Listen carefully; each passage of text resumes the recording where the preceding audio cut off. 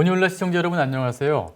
최근 그 주식시장의 변동성이 워낙 커서 왜 이런가 상당히 궁금해하시는 분들이 많은 것 같은데요. 그 궁금증을 좀 속 시원하게 해결해 주실 전문가 모셨습니다. 김형렬 교보증권 리서치 센터장님 나오셨습니다.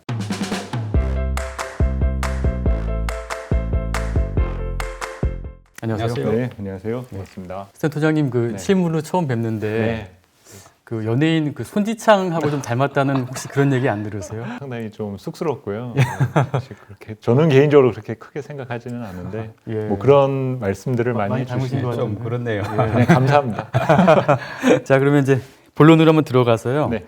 그 최근에 이 주식시장 그 변동성이 굉장히 강한데 왜 이런 현상들이 좀 벌어지고 있는지 좀 설명 좀 부탁드리겠습니다. 네, 그만큼 시장에 대한 관심과 또 투자자들의 열기가 좀 고조된 상태에 있다라고 볼 수 있을 것 같아요. 네. 지난 1월 달 개인 투자자들이 거래소 시장에서만 근 25조 원 정도에 가까운 순매수를 기록을 했습니다. 예. 지난해 이제 코로나 쇼크로 금융시장이 붕괴됐을 때 개인 투자자들이 한 달 기준 한 11조 원 샀었던 것이 이제 가장 많았었는데 예. 지금은 절대 지수나 시가총액도 커졌고 여기에 어떤 투자 광풍이라고도 요즘 말들을 하죠. 이제 그런 부분 등의 관심이 커지면서 예. 3,000선을 상회한 이후에 다소 좀 위험 자산에 대한 쏠림 현상이 커졌었던 점 등이 지수에 대한 변동성을 키운 부분으로 해석이 됩니다. 우리 정시가 보면 이제 1,000포인트 돌파할 때, 2,000포인트 돌파할 때, 그리고 지금 이제 3,000포인트를 넘었었는데 코스피가 네네네. 지금 정시의 어떤 뭐 패러다임이 좀 변했다 이런 말씀하는데 어떻게 특징 지을 수 있겠습니까? 네, 우선은 너무 차트나 과거의 데이터에 누적된 추이들만을 보고 앞으로 향해 가야 될 방향이 이럴 것이다 라고 말하는 것보다는 저는 조금 다른 입장에서 좀 설명드리고 싶습니다. 그 숫자가 가진 의미가 조금 다를 수 있다라는 것들을 말씀드리고 싶은데요. 네. 우리가 이제 경제가 어려웠다가 이제 선진국에 가까워질수록 국민소득이 높아지잖아요. 그러면 우리도 과거에 국민소득 10,000불 시대, 20,000불 시대, 30,000불 시대를 넘어서면서 그만큼 경제가 잘 살기 때문에 그 숫자가 올라가는 거죠. 네. 그런데 10,000불 시대와 30,000불 시대를 우리가 똑같이 볼 수는 없을 거예요. 마찬가지로 코스피 3,000포인트라는 시대에는 그냥 단순히 주식 투자에 대한 부분으로만 우리가 해석할 부분이 아니라 우리 경제 지형이 바뀌어가고 있다는 거죠. 근데 이제 3,000포인트 시대가 되었다는 의미는 이제는 과거처럼 그 합리적인 가격에 좋은 제품을 만들어서 시장에 공급하는 것만으로 돈을 벌 수 있는 것들이 아니라 네. 우리 내부의 비생산적인 요소를 정리하고 가다듬으로써 예. 효율을 높이는 변화를 보여주기 시작을 했다라는 거죠. 그래서 과거 1,000포인트, 2,000포인트 시대 우리 당시에 장세를 주도했었던 기업들을 보게 되면 빠지지 않고 IT는 항상 있었고 예. 그 이외에 뭐 철강이라든지 조선, 자동차 이런 전통 기업들이 있었지 않습니까? 네. 근데 이런 기업들의 특징 중에 하나가 경제가 좋고 수출이 잘 되면은 좋아지는 건 맞아요. 네. 그런데 경기가 꺾이면은 그 데미지도 즉각 그렇죠. 반영을 하게 될 수밖에 그렇죠. 없습니다. 예, 예. 그런데 현재 지금 3,000포인트를 열고 있는 기업들을 보게 되면 IT는 여전히 있지만 헬스케어라든지 네. 그리고 인터넷으로 대표되는 플랫폼 기업들 이런 있죠. 기업들이 예. 라인업에 지금 서여 있다라는 거죠. 그러면 네. 이들의 공통적인 특징을 보게 되면 무작정 외형을 성장해서 기업 가치나 우리의 먹거리를 찾으려는 것이 아니라 우리가 가지고 있던 것들 중에서 효율적인 구도로 바뀌는 생산성을 강화하는 구도로 가져가게 되는 부분 등이 산업의 전면에 나서 주었다라는 거죠. 예. 그래서 우리 경제와 앞으로 우리 미래 세대를 위해서 먹거리를 제공할 수 있는 산업 지형의 변화를 의미하는 것이 코스피 3,000포인트의 본질적인 의미이다라고 저희는 생각을 하고 있습니다. 그럼 일단 3,000까지 갔는데 네네. 이 추세가 지금 이제 센터장님 분석으로는 꺾이진 않을 것 같네요. 보니까 어떻게 그렇습니다. 보십니까? 우선 지금 가장 중요한 것은 어디까지 가야만 한다. 사실 이게 투자자들에게 가장 중요한 궁금증이 될 수도 있을 텐데요. 네. 하지만 저희 같은 입장에서는 특정한 방향으로 꼭 가야만 한다라는 것보다 레벨업된 이후에 현 수준에서 오래 머물 수만 있게 된다라면은 오히려 투자자들에게 좋은 투자 환경이 될 수 있다라고 생각이 들어요. 초등학교 거 끝나면 중학교 걸 배워야 되고 그렇죠. 그 예. 배우면 또 바로 또 고등학교 걸 배워야 하고 네. 다음 스테이지로 가야만 내가 뒤처지지 않는다라는 습관을 가지시다 보니까 예, 예. 시장을 바라보면서도 2,000에 오면 3,000에 가야 되고 3,000에 오면 4,000에 가야만 한다라는 예. 생각을 꼭 갖고 계시다라는 예, 거예요. 예. 근데 그렇게 속도에 대한 문제가 우리 경제를 바로바로 바꿔줄 수 있으면 참 좋을 텐데 예. 이런 금융시장의 변화와 실물 경제의 속도가 다를 수밖에 없다라는 거죠. 네. 그렇기 때문에 지금은 오히려 우리가 만족해야 되는 부분 중에 하나는 우선은 레벨이 바뀌었다라는 점, 네. 그리고 시장의 체질이 바뀌었다라는 점에 대해서 먼저 인정을 하게 된다라면은 코스피가 다시 3,000선 아래로 내려온다 하더라도 여기에서 너무 겁을 먹기보다는 예. 이 구간에서 투자의 키워드가 무엇으로 또 바뀔 것인가 이 고민을 하시는 것이 더 필요할 수가 있게 된다는 거죠. 그래서 상당히 조금 어렵게 느껴지실지 모르겠지만 오히려 본 게임이 시작되어 가고 있다라는 네. 쪽으로 현재 시장을 판단하고 있습니다. 지금 말씀하신 대로 우리 경제의 체질이 바뀌고 기업들이 이제 강화되면서 시장도 많이 좋아졌는데 아마 그와 같은 변화를 개인들은 이제 체감을 하고 적극적으로 이제 시장에 이제 진입을 많이 하는 것 같거든요. 맞습니다. 뭐 순매수가 뭐 워낙 한 달 사이에도 25조 이상 나왔으니까 이 반면에 이제 기관이나 뭐 외국인 자금 그렇다 치고 뭐 연기금 같은 경우 보면은 우리 시장 비율을 계속 줄이면서 매도를 계속하는 즉 순매도 경향이 큰데 이런 어떤 좋아지는 장의 변화를 몰라서 그런지 아니면 거품이 끼어서 그런지 그게 궁금하더라고요. 네. 우선 지금 뭐 불과 한 2, 3년 사이에 투자를 하셨던 분들이라면 예. 기관이나 외국인 투자자들의 이 스탠스의 변화를 좀 이해하기 어렵다라고 생각하실 수 있어요. 하지만 이들의 입장에서 지금의 어떤 그 매도로 일관하는 상황 등은 우리 그 주식시장이 그동안 이 투자 자산으로서의 위치가 어느 정도에 있느냐를 읽어볼 수 있는 그 의미가 되지 않느냐라고 봅니다.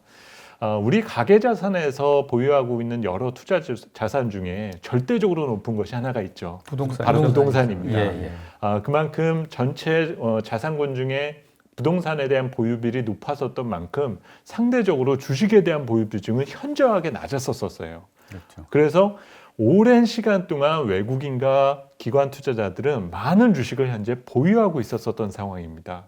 이렇게 보유하고 있던 상황에서 현재 시장의 가치가 변하다 보니 이들이 가져가고 있는 것들이 무한정 늘어나고 있는 상황이었었거든요. 네. 그러다 보면 외국인이나 기관 투자자들 입장으로는 그 적정 운용 비중을 조절을 해야 될 부분 등이 있는데 그 부분을 팔아도 바뀌지가 않고 있는 현상이 일어나게 된 거죠. 계속 올라가니까요. 그렇죠. 예. 그래서 잘 모르시는 부분 중에 하나가 뭐냐면 외국인 투자자들이 뭐 최근에 많이 샀다라는 느낌은 별로 못 받으실 거예요. 네. 최근에 계속 주식을 팔았다라고 했었는데 예. 1년 전 이맘때 외국인이 우리 거래소 시장에서 보유하고 있던 주식 비율이 예. 한 36%였습니다. 네. 그러면서 코로나 문제 등으로 인해서 위험 자산이 흔들리니까 외국인도 팔았죠. 예. 그래서 이 보유 지분율이 33까지 떨어졌었어요. 네. 그게 코스피, 코스닥 다 합쳐가지고요. 거래소에서 그랬습니다. 예. 거래소에서만. 예, 예. 그거를 한 9월 달까지 그 보유 비율이 33까지 떨어졌는데 예. 사실 작년 9월 이후로도 외국인이 별로 사준 적이 없거든요. 네. 계속 조금씩 계속 팔아왔고 지난달 같은 경우는 한 5조 가까이 팔았습니다. 예. 네. 그런데 현재 외국인의 보유 비율은 35%가 넘어요. 오히려 늘었네요. 예. 그렇죠. 기존에 가지고 있었던 주식의 시가총액이 커지다 보니까 정말 알짜 주식들은 아직도 다 가지고 있는 거고 예. 지금 팔고 있는 것들은 그냥 적정 수준에서만 가지를 친 것뿐인데 전혀 이 보유 시가총액은 줄어들고 있지가 않았었다는 오히려 거죠. 늘었다 이 말씀. 그렇죠. 그러다 보니까 시장에서는 외국인이 파는 것이 우리 시장을 조금 부정적으로 보는 것이냐 그런 의미로 담겨져 있는데 그거는 조금 과장된 해석인 측면이 있다라고 보고요. 네. 그래서 뭐 결론적으로 말씀을 드리면 지금 그 개인 중심의 직접 투자에 대한 패러다임이 바뀌었고 그만큼 가계 자금이 주식시장으로 유입되었었던 측면 등이 있는데 그에 따른 상대적인 영향이 기관과 외국인 투자자들의 매도로서만 표현되었다라는 뿐인 것이지 그게 어떤 그들이 시장을 부정적으로 본다라는 것들로 해석할 부분 등은 아니다라고 네. 보시면 될 것 같아요. 추가 질문 드리면은 네네네. 이제 외국인은 이해가 되는데 네네. 우리 기관 같은 경우 특히 이제 연기금 같은 경우는 국내 시장 비중을 좀 줄인다고 하더라고요. 네네네. 근데 이렇게 지금 장이 좋아지고 네네. 어떤 패러다임도 바뀌면서 좀 어떤 말 선진국 시장으로 가고 있는데 네네. 굳이 줄여야 되는가? 이 부분은 조금 이해가 잘 안 되거든요. 사실 그 부분도 이제 간접 투자에서 직접 투자로에 대한 패러다임이 바뀐 결과다라고 보시면 될 것 같아요. 그래서 신뢰로 설명을 드리게 되면 우리가 또 한 번 강세장으로 경험을 했었던 부분이 2004년도부터 2007년까지 네. 차이나 붐에 의해서 코스피가 1000포인트에서 2000포인트 올랐었던 시기가 있습니다. 네. 이때 매수의 주체가 누구였었냐면 바로 기관이었어요. 당시에는 기관 투자자들이 무려 47조 원 정도의 순매수를 기록을 했었거든요. 3년 동안. 당시에는 기관이 주도하는 그 패러다임이 만들어졌었거든요. 네. 그래서 2007년에 이제 경기의 정점 그리고 주식시장이 정점을 찍는 시점에 우리 주식형 펀드 잔고가 얼마였었냐면 144조까지 그 규모가 늘어났었습니다. 네. 문제는 그때 당시에 144조였었던 주식형 잔고가 예. 현재는 70조 미만으로 떨어졌어요. 예. 네. 그 돈들이 이제는 펀드로 가지 않고 직접 투자로 투자. 지금 네. 바뀌어 있다는 점입니다. 그러면 예. 왜 그때와 같은 펀드 붐이 열리게 되지 않는가라고 하는 부분 등은 현재 투자자들과 경제활동 주체들의 경제 지식과 금융 지식이 발전됐다라는 거죠.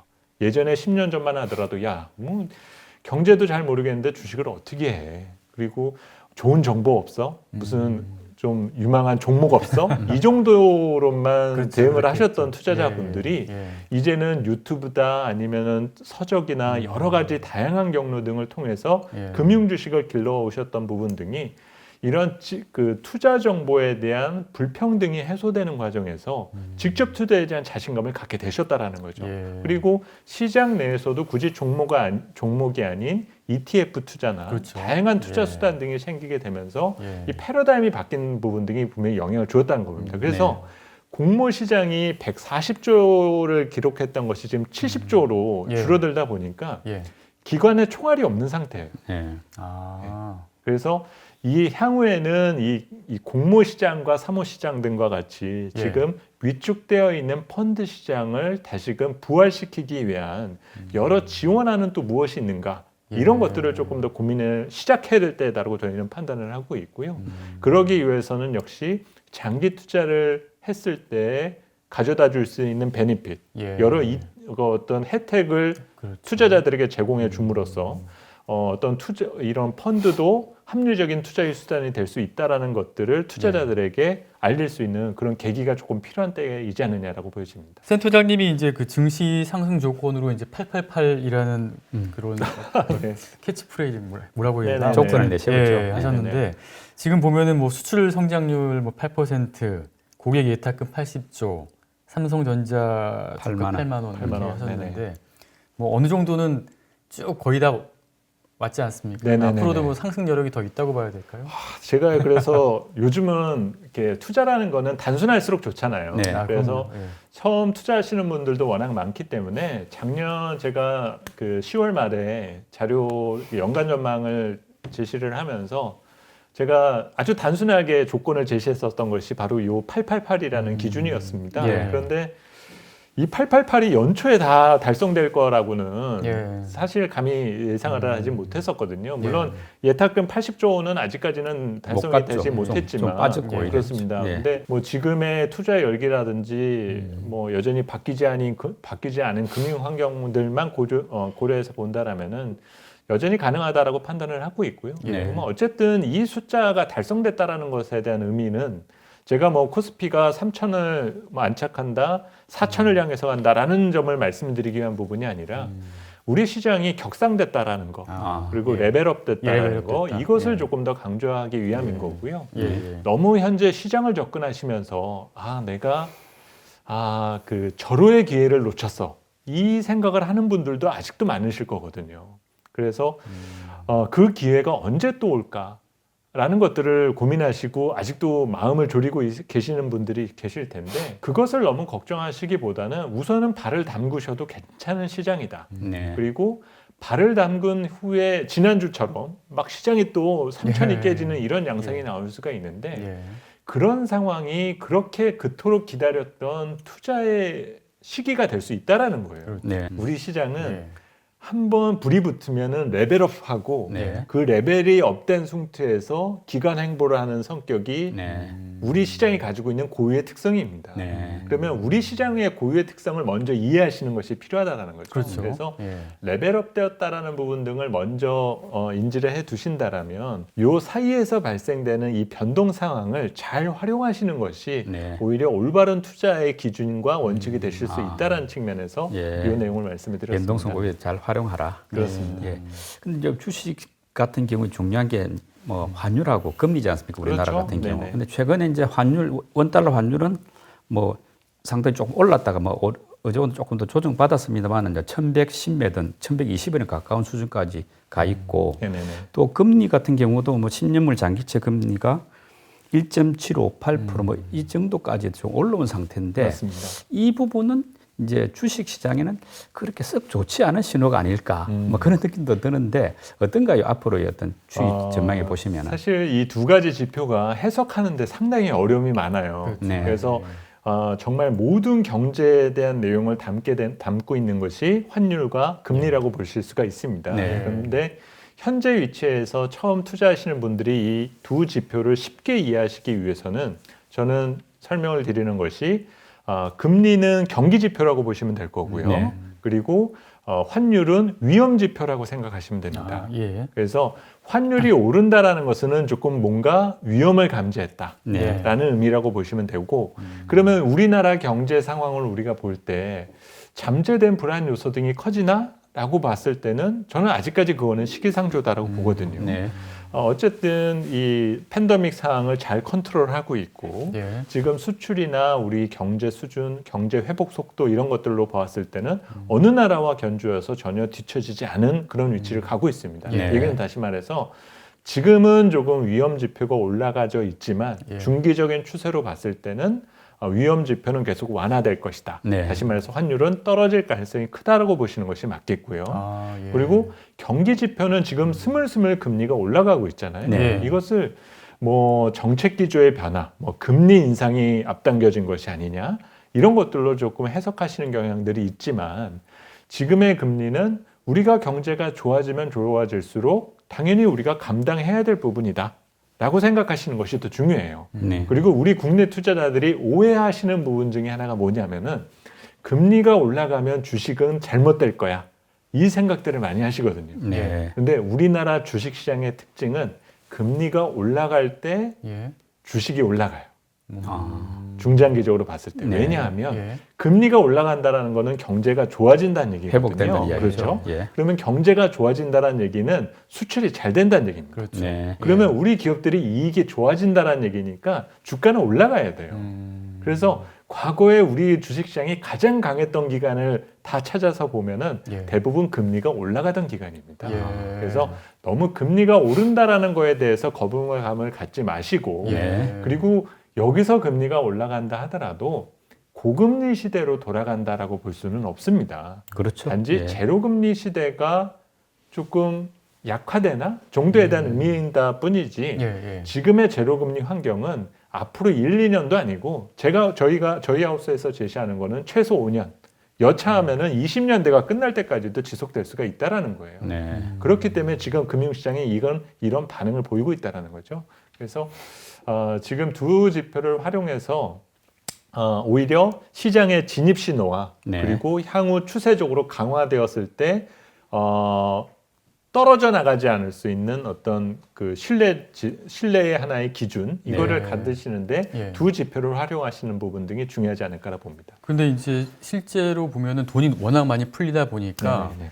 화폐 가치는 굉장히 떨어졌고 맞습니다. 상대적으로 지금 물가는 계속 오르는 그런 느낌은 받고 있거든요. 아직 지표로 반영되지 않은 것 그렇습니다. 같은데 네네네. 그렇다면은 그 금리 역시 그렇게 완만하게 오른다기보다는 그런 물가 상승을 반영을 해서 좀 급격하게 오를 가능성은 없나요? 지금 실제로 담보대출이라든가 이런 거는 지금 뭐 신용대출도 그렇고 계속 오르고 있거든요. 네, 그래서 유동성을 조정하기 위함이냐, 아니면은 어떤 인플레이션의 잠재 리스크를 네. 억제하기 위함이냐에 대해서는 조금 그 구분이 필요하다라고 저는 판단을 하고요. 네. 이미 유동성의 직간접적인 회수에 대한 징후 등은 뭐 지난달서부터 조금씩 감지는 되고 있습니다. 아, 뭐 예. 중국에서도 예. 뭐 단기 RP에 대한 회수를 그렇죠. 결정을 한다라던가. 그리고 지금 미국 내에서도 게임스탑에 대한 좀 무절제하고 비이성적인 투자에 대해서 예. 감독 당국이 개입에 대한 의사를 밝혔다는 건가? 예. 이런 것들은 당장 우리가 조금 거부감 있게 받아들일 수는 있겠죠. 예. 근데 이 문제를 우리가 어떤 경제를 억누르기 위한 방향이다라고 우리가 단적으로 볼 수는 없는 부분이거든요. 네. 그래서 좀 그 유동성에 대한 다소 과열 양상에서 선의의 투자자가 볼 수 있는 피해를 막아주기 위한 예. 감독 당국의 개입은 저는 필요하다고 봐요. 왜냐하면 예. 시장을 건전하기 위한 과정이다라고 볼 수가 있지 않습니까? 근데 경기를 조금 조절하기 위해서 이거를 눌러야 한다라는 어떤 스탠스는 당분간 쉽게 우리가 구현되기는 어렵다라고 가정한다라면은 예. 조금 아직은 그 걱정거리를 좀 뒤로 밀어놔도 예. 괜찮지 않은 부분이 되지 않을까라고 봅니다. 적어도 올해까지는 괜찮을 것 같다는. 그렇습니다. 네. 방금 말씀 중에 나왔습니다만 이제 미국 게임스톱 그 스탑 영향으로 네네. 이제 우리나라도 좀 공매도에 대한 그 사람들의 어떤 뭐 반감이 좀 약간 촉발되는 그런 느낌 들고 이제 뭐 공매도 세력과의 전쟁 이런 이야기까지 나오지 않습니까? 네네. 그러면서 이제 막 일부 종목들이 이제 막 올라가고 그런 현상이 생기고 있는데 지금 뭐 공매도를 금지를 연장할지 재개할지가 아직 결론이 나지 않은 상황인데도 불구하고 이런 반응들이 나온 뭐 어떤 이유에 대해서 어떻게 생각하십니까?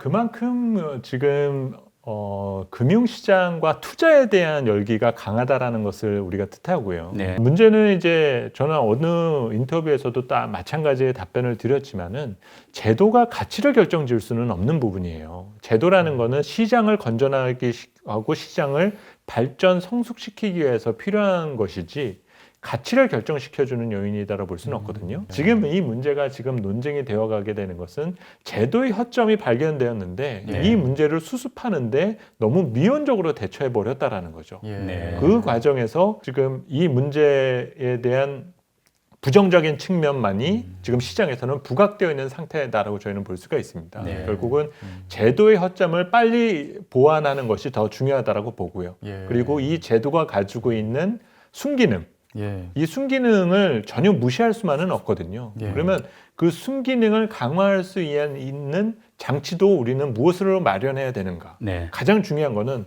시장이다라는 것이 있을 때 선의의 투자자들이 피해보지 않기 위한 것이 가장 중요한 거잖아요. 그렇죠. 예. 그러면 선의의 투자자를 지금 가장 괴롭히는 것이 공매도 세력일 것이냐, 예. 아니면 공매도의 타겟이 되었었던 개별 기업이요? 개별 기업의 그 도덕적 해이에 빠져 있는 기업인이 될 것이냐, 이것을 우리는 구분해 줘야 될 필요가 있다라는 거예요. 네. 우리가 자칫 공매도의 부분만을 부정적인 측면만을 강조해서 이 부분을 제지를 했다가 정말 많은 수많은 투자자들에게 피해를 안기는 기업 어떤 악덕 기업인을 만들어낼 수도 있게 된다라는 거죠. 그러면 이에 대한 견제 장치는 무엇으로 우리가 통제를 할 것인가, 이런 것들을 우리가 고민하는 부분들이 조금 필요하다라고 보고요. 네. 그러기 위해서는 감독 당국이 최대한 신속하게 네. 제도에 대한 허점을 보완하고 이것을 투자자들에게 알리는 그런 부분 등이 빨리 마련돼야 되지 않을까라고 생각을 합니다. 그러면 지금 선의의 투자자를 보호하기 위한 어떤 네네. 제도상의 허점을 보완해야 된다 말씀하셨는데 네네. 가장 중요하고 급한 게 뭐라고 생각하십니까? 지금 뭐 3개월 정도 연장한다는 설도 나오고 있으니까 그동안의 제도상 허점을 빨리 보완하려면 뭘 해야 됩니까? 이런 그 시장에 대한 불신이 오래 누적되도록 네. 방치했었던 것이 저는 가장 큰 문제다라고 생각을 하거든요. 네. 그러면 원칙과 그리고 그런 부분에서 발생된 피해, 그리고 뭔가 그 좀 올바르지 못했었던 투자자들에게 가해지는 여러 벌칙과 네. 그리고 규제에 대한 부분들, 네. 이것이 투자자들이 수긍할 정도에 대한 부분들에 대한 카드를 꺼내놔야 된다는 거죠. 아. 그래서 그 부분을 좀 시장의 위치하에 조금 저는 생각하지 않았으면 좋겠어요. 그러니까 상황을 봐가면서 결정을 하겠다. 이게 어떻게 보면 네. 지금은 연장을 하느냐 안 하느냐가 되게 중요한 것처럼 느껴질 수 있지만 오히려 투자자들에게는 그것이 더 큰 부담으로 자리 잡을 수가 있게 된다라는 거죠. 네네. 지금은 이게 넘기면 좋은 걸 쓸 수 있겠는데 그러면 3개월 후에는 또 어떻게 바뀔 거냐라는 그러니까 거죠. 예. 그래서 애초에 이 문제 등은 공매도가 금지되었을 때 금지에 대한 이유와 그러면 재개 시점에 그 재개의 원칙과 기준을 밝혔었다라면 네. 이 문제가 이렇게 커지지는 않았었겠죠. 네. 그런데 그렇죠. 이게 시장이 조금씩 올라오다가 갑자기 그 속도가 빨라지고 네. 투자자들이 원하는 방향 이런 것들에 대해서 함몰되다 보니까 어떤 측면에 있어서는 이것이 자꾸 쟁점화되고 이런 부분들로 좀 변질되는 상황 등은 저는 개인적으로 조금 안타까운 부분이 되지 않은가라고 생각을 합니다. 이번 기회에 차라리 그 개인들도 어느 정도 공매도를 할 수 있게끔 제도적인 좀 보완, 아까 말씀하셨던 제도적인 보완 중에서 하나의 방안으로서 좀 반영을 할 수도 있지 않을까요? 뭐 일본 같은 경우에는 25%까지인가 뭐 개인도 뭐 참여할 수 있다고 하던데. 뭐 투자의 수단은 여러 가지가 있을수록 좋죠. 네. 그리고 이제 미리 말씀을 드리고 싶은 부분 중에 하나는 이 공매도라는 부분이 수익을 위한 수단이다라고 볼 수는 없거든요. 해지 수단이. 그렇죠. 했지. 위험에 대한 관리 수단 중에 하나다라는 의미로 봐야 되는데 예. 이미 시장에는 주가가 내리든지 할 때 수익이 나는 투자 수단이 있어요. 뭐 주식 선물도 있고요. 예. 그리고 뭐 인버스 인버스도 상품들도 있고. 있고 예. 다 있습니다. 그런데 이제 그런 상품 등이 갖게 되는 취지는 나는 주식을 팔고 싶지 않아. 근데 일정 기간 시장이 좋은 모습을 보이지 않을 것이다라는 구간을 통과하려 할 때 이 구간의 수익률 내가 그동안에 얻어낸 수익을 지키기 위한 예. 수단 중에 하나로 그것을 활용하라고 한 부분인 것이지 무조건 내리기 위해서 기업을 망하게 하기 위해서 필요한 것이 공매도가 아니다라는 거거든요. 네. 근데 이런 내용들은 투자자들은 난 모르겠고 하고 넘어가시잖아요. 예. 그래서 이런 것들도 감독 당국에서 얘기를 해줘야 되는 건다는 거죠. 얘기를 안 해주면 모르니까. 예. 그런 부분에 대한 것들을 조금 더 조정해야 되는 거고 개인 어떤 면에 있어서 개인 투자자들에게 공매도를 허용해주는 부분 등이 정말 좋은 것일까? 이 점도 이제 생각을 해봐야 됩니다. 그러면 내리기 위한 시장을 만들겠다는 얘기인 거냐? 이런 것들까지도 우리가 생각을 해봐야 되는 부분이니까. 네. 그러니까 지금 아직 우리 시장이 발전해야 될 구석이 많다라는 거예요. 결론적으로는. 네. 뭐 이 제도에 대한 좋다 나쁘다에 대한 부분에서 우리가 함몰돼서 하는 것이 아니라 우리 제도가 더 선진화되고 하기 위해서 하나의 우리가 겪는 시행착오 진통의 과정 정도로서만 해석하시는 것이 필요하지 네. 이 제도가 좋다 나쁘다에 대한 부분으로 너무 함몰되시다 보면은 나중에 어떤 전략이나 시장관을 유지하시는데도 그게 오히려 영향을 주실 수가 있게 된다는 거죠. 왜냐하면 3개월 있다가 공매도가 재개된대. 그러면 시장부터 먼저 부정적으로 보실 거거든요. 지금 상황도 마찬가지인 거지 않습니까?